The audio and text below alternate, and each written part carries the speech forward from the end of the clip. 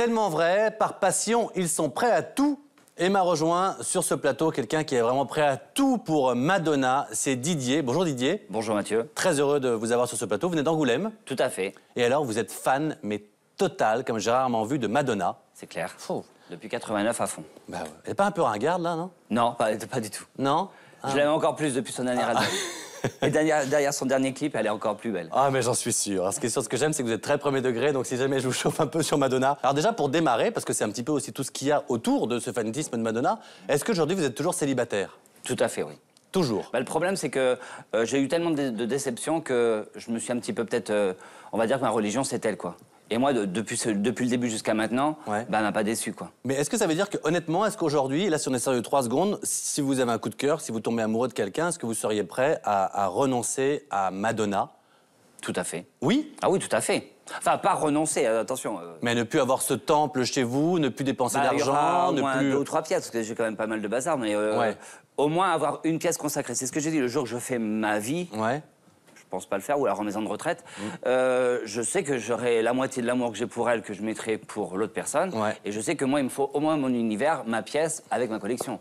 Écoutez du Rihanna toute la journée, si l'autre personne est fan de... Non, non. Non. Alors, les remplaçants, je connais pas. Est-ce que vous comprenez, on le voit ici, hein, votre temple Madonna, est-ce que vous comprenez que vos amis s'inquiètent et pensent justement que votre amour est incompatible avec une vie à 2? Si, non, ma passion, je mélange pas non plus la passion que j'ai pour elle et ma vie réelle, quoi. J'ai quand même une vie réelle, je suis pas, par rapport à elle, je me projette pas en tant qu'une caricature d'elle, comme on me dit tous. Non, je lui ressemble pas. C'est vrai que c'est une belle femme et que moi, je l'ai toujours suivie depuis le début, mais je suis prêt à faire des concessions et prêt à faire beaucoup de choses par rapport à elle. Alors, il y a des choses qui sont évidemment très étonnantes, mais très touchantes. Donc, vous faites le ménage de son temple en permanence. Vous dépensez énormément d'argent pour elle. Est-ce que, depuis 89, votre passion, est-ce que vous savez à peu près combien vous consacrez par mois à Madonna?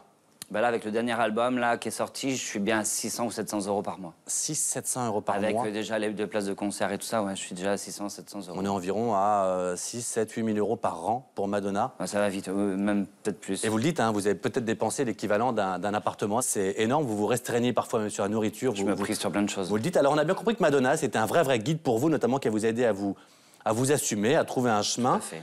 Mais je reconnais que la séquence, moi j'ai regardé ce sujet vraiment avec beaucoup de... j'étais surpris, quoi. La séquence où vous vous énervez quand vos amis viennent dîner chez vous parce qu'ils ont voulu voir la fameuse pièce Madonna et que vous avez fait du coup tomber un disque parce que vous êtes plusieurs dans la pièce. Et là, vraiment, vous devenez tout rouge, vous vous énervez et vous dites à vos amis, vous me stressez, pourquoi avoir voulu voir mon temple? Maintenant, ça suffit, vous devez y aller. Et vous foutez tout le monde dehors.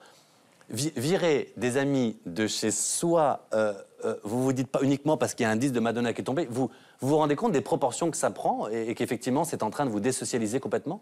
Ben, le problème, c'est que moi, je suis tellement habitué à avoir ma collection nickel, rangée, que personne y va à la base, c'est un genre de temple, quoi. Les gens qui viennent, en général, ils restent à l'entrée ou alors ils bougent pas.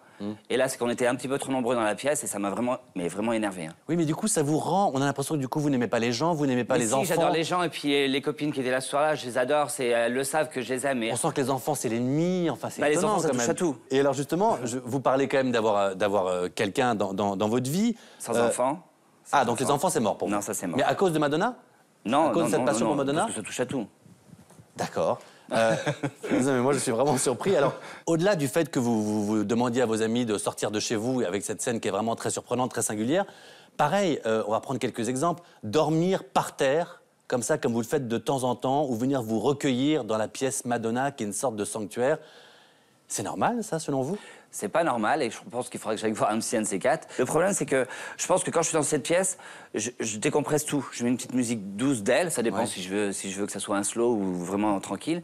Et après, j'ai l'impression de me ressourcer. J'ai l'impression de reprendre, qu'elle me redonne de l'énergie. Mais Didier, en fait, moi, le sentiment que j'ai eu, et Abdel, qu'on voit dans le sujet, qui est un jeune garçon célibataire qui vient chez vous, l'a très bien résumé, c'est que vous vivez avec un fantôme. C'est-à-dire que votre stress, le quotidien du bureau, vos ennuis, plutôt que de les partager avec quelqu'un, vous les partagez avec une femme qui n'existe pas dans votre vie. Et Abdel lui dit très bien, il dit, mais en fait, toi, tu fais ta vie avec Madonna, mais Madonna, elle fait pas sa vie avec toi. Elle te connaît même pas, elle a des enfants, elle sait même pas qui t'es. Tout à fait. Vous vous rendez compte de ça, que quand vous êtes dans cette pièce pour partager avec elle vos stress du jour, vous partagez avec des murs.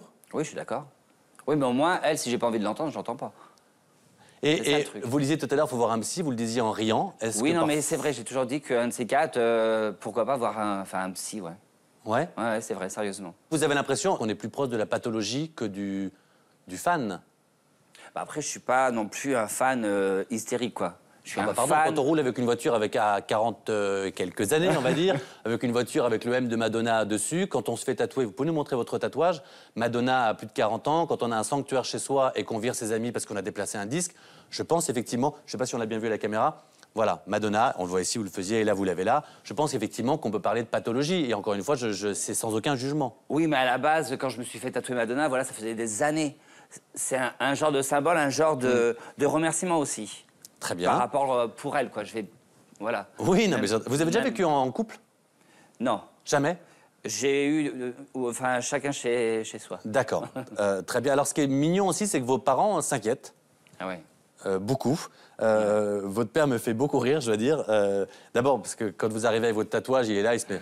Qu'est-ce qu'il va me montrer encore? On sent que, voilà, il est au bout. Mais il y a un moment donné, il est sérieux et il dit, j'espère qu'un jour, il va se réveiller, dire stop et enfin vivre sa vie. Il y a beaucoup de choses dans cette phrase, quand même. Tout à fait, ouais. Mais je sais que mon père, quoi que je fasse, même ma mère, hein, quoi que je fasse, ils vont, entre guillemets, pas m'approuver et m'applaudir, mais...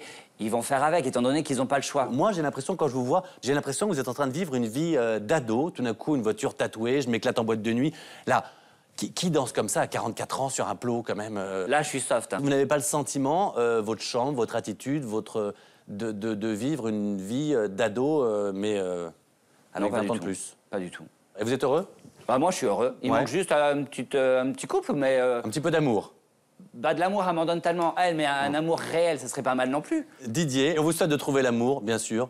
Merci. Rentrez bien à Angoulême. Merci d'avoir été avec nous. Merci également aux autres témoins qui ont participé à ce numéro de Tellement Vrai qui est maintenant terminé. Pour le voir ou le revoir, direction énergie12.fr. Et puis, vous le savez, on se retrouve très vite pour un nouveau numéro de Tellement Vrai sur Énergie 12, bien sûr. Ciao.